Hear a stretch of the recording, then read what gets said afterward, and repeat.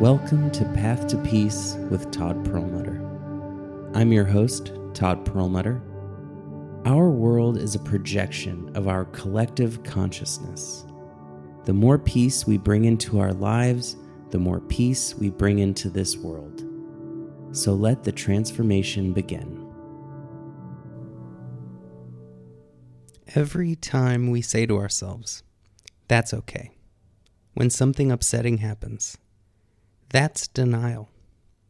Whenever we excuse people's bad behavior, that's denial. Whenever we delay grieving or quitting an addiction, that is denial and repression. We need to feel to heal. We have an epidemic of denial because our society says don't feel. Denial manifests as chronic pain and other diseases and disorders that don't have a clear cause. And there is an epidemic of these disorders. In the West, and specifically the US, we are taught to never show weakness, to never show our feelings, to always put on a happy, positive face. We say to everyone we meet, "How's it going?" And we don't even mean the question because we don't want a genuine answer. We just want good, great, wonderful. And appearances are far more important than reality, than true emotional connection and deep relationship with each other. So many people even spend time with others they don't like with fake grins and fake concern and fake compassion because we would rather maintain the illusion than have to confront whatever's going on within us and within others. And so we want to hide it all from ourselves. And in trying to protect ourselves from our own negative feelings and the negative feelings of others, we only end up weakening our ability to deal with those difficult emotions, to handle those confrontations. And we communicate to our subconscious mind that we are not strong enough to deal with whatever is going on in our lives, in our minds, in our bodies, that do need our attention. And so we go deeper and deeper down that hole of denial, avoidance, escapism, repression, and suppression. We may think we can hide these things from ourselves, but they always remain there. They always will manifest in various ways, and they will always control our lives. They can manifest as addiction, whether it is to substances, activities, shopping, entertainment, work, sports, gossip, literally anything that takes our mind away from ourselves and away from the problem that is going on deeper within us, whether it's a relationship problem, whether it is worries and stress about whatever reason, whether it is our perfectionist nature or people-pleasing, anxiety. It can manifest as mental disorders, depression, ADHD, which fragments our mind so that we can't focus on what's really going on. And it can cause the symptoms of just about any other disease. We know that stress can cause inflammation, which can affect any organ, can cause arthritis.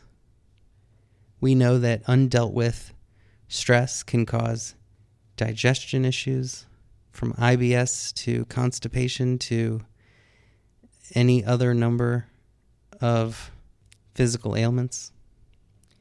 That inflammation can cause any joint to become painful, for stiffness to occur anywhere on the body, for tension and pain to arise anywhere.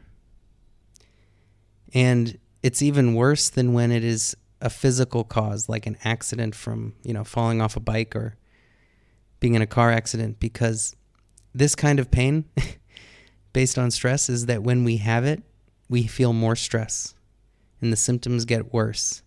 And we go down this rabbit hole of seeing doctors, seeing specialists.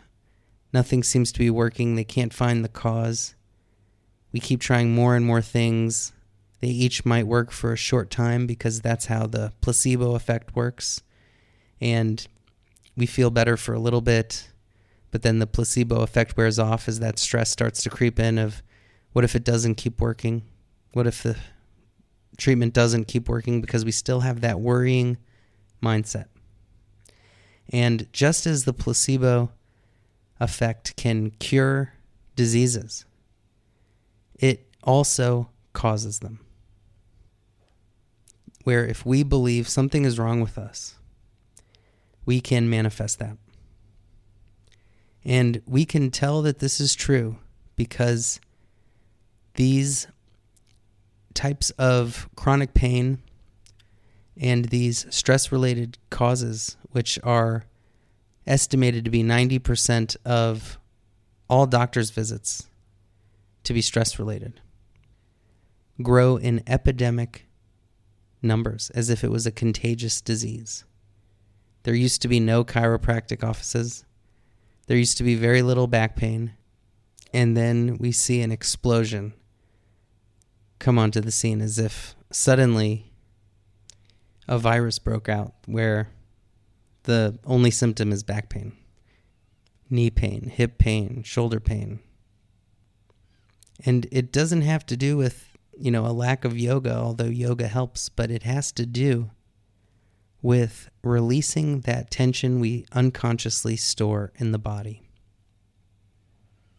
It starts in the mind. And it's so often that it is the caring, overly sensitive, kindest, most worrying for others folks who tend to have the worst of this. They are always thinking of others, and they do so with a great deal of pressure on their shoulders. And they don't think of taking care of themselves enough. But there's also our elders who are very loving, very kind and compassionate, very relaxed and joyful, who have no stiffness, who pop right up out of a chair, who are light as a feather, energetically, because nothing is weighing on them. That's how we all should be and could be. But the problem is that society rewards us for faking it. And the medical community, as helpful as they can be sometimes, often loves a hypochondriac, loves someone with chronic conditions who keeps needing more tests, more treatments, more visits. And it's not their fault. They are trained this way. They operate a for-profit business model this way. And most of them truly do care and want the best for their patients. And I know this from personal experience. I used to be the master of denial. I didn't even know I was stressed. I was smoking 1 or 2 packs a day. I was drinking to get drunk almost every night. I had to see a chiropractor, a massage therapist, an acupuncturist, and a physical therapist, and do yoga at least 3 times a week just to avoid throwing my back out. I was pulling muscles in my neck and shoulders just from sleeping all the time. And I would be in total pain and agony for days afterwards.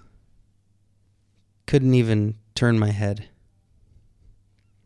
And yet I thought I was totally happy, totally stress-free, not a care in the world, living my best life.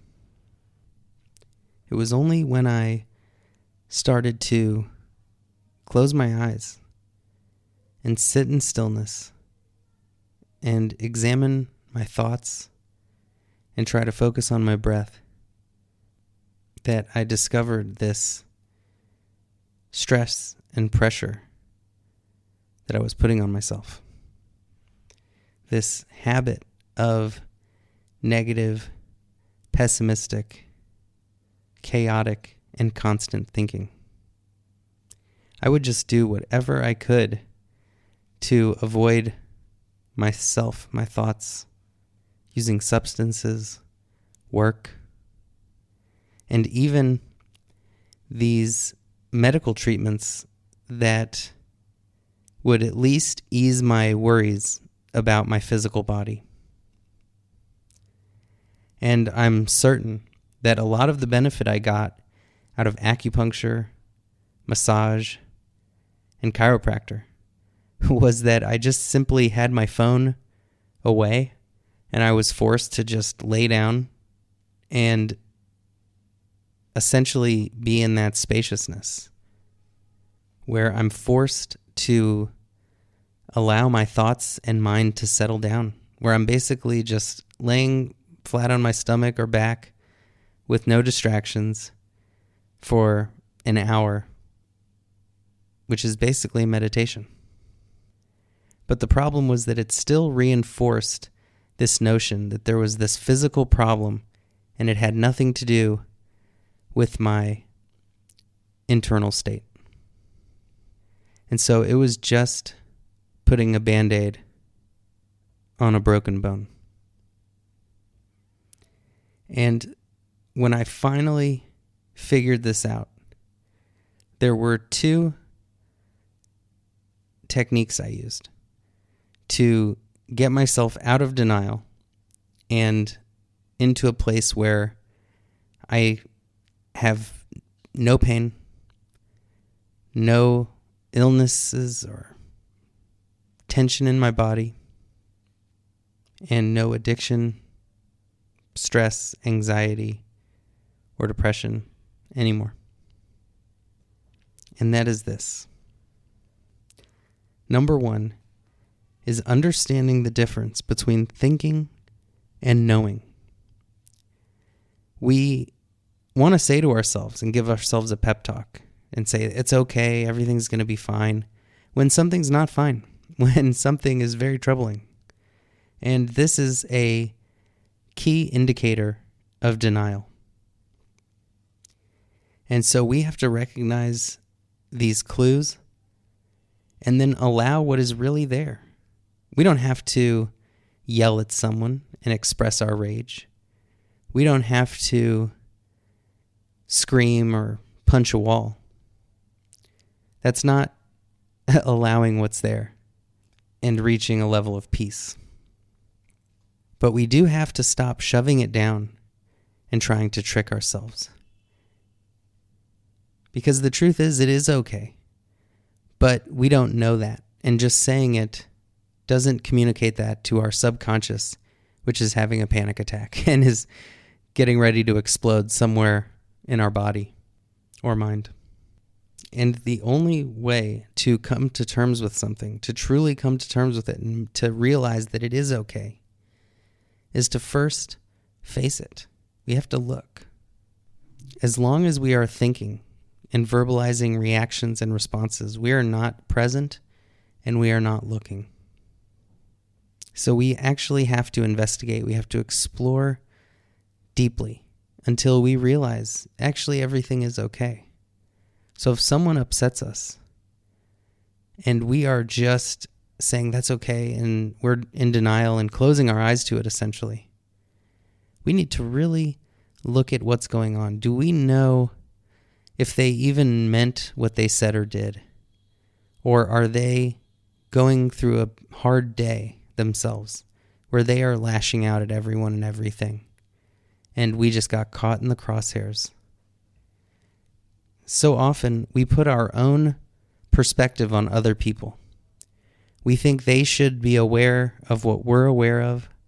They should be as mature as we are in this moment and not as immature as we were 5 years ago or 10 years ago or even yesterday.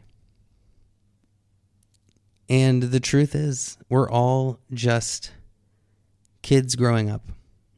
Very few of us have reached Buddhahood and Buddha nature to be that highest potential of humanity. And when we do reach that, we are going to look around and realize that everyone is just growing. And we may be the tallest tree in the land, but we don't judge the shorter trees. We don't pity in our solitude.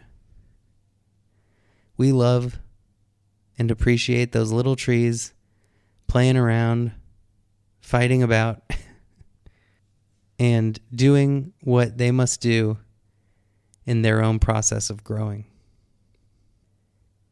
As we patiently await their arrival, helping when we can, and having the wisdom to know when we can help and when to back off.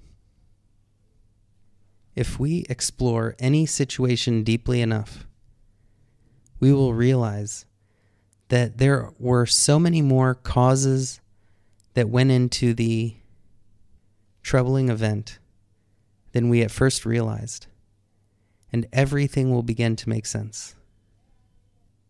And through this deeper understanding comes a greater wisdom and a greater sense of peace. Ignoring leads to ignorance, and avoidance will only keep those problems festering below the surface. We must recognize these feelings and thoughts within us. And we can only do that when we take the time to look.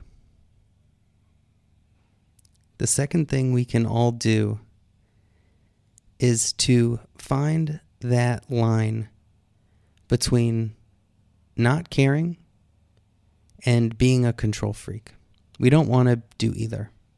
We don't want to be uncaring, inconsiderate people. And we also have to take off that pressure we put on ourselves to control everyone, to control everything, to change people, to make everyone around us and in the entire world think and act like we think they should. We must find that middle path, that balance. We don't need to be attached to one extreme or the other, because the law of change applies to all things. And whenever one extreme is reached, then the opposite of that extreme takes over.